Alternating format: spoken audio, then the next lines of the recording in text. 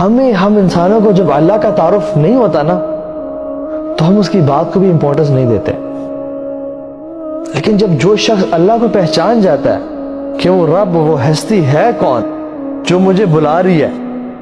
جو میرا انتظار کر رہی ہے، جس کا فائدہ نہیں ہے میرا فائدہ ہے.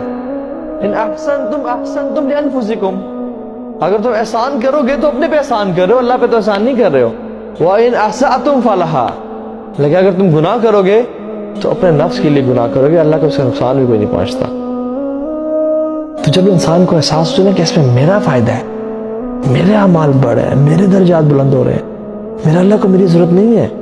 وہ مجھے ایک ہی جگہ کروڑ فرشتے لا سکتے ہیں جو میرے سے کہیں بہتر عبادت کر سکتے ہیں، جو نہ کھانے پینے کے محتاج ہے، نہ مال کے محتاج ہے، نہ کچھ، وہ اللہ کی بات کے لیے وقت پہنچ سکتے ہیں. تو اللہ میرا محتاج نہیں ہے جس میں میرا فائدہ ہے. تو جب اس بات کا یقین آ جائے گا نا تو پھر ہمیں عبادتوں میں کوشش کر کے نہیں جانا پڑے گا.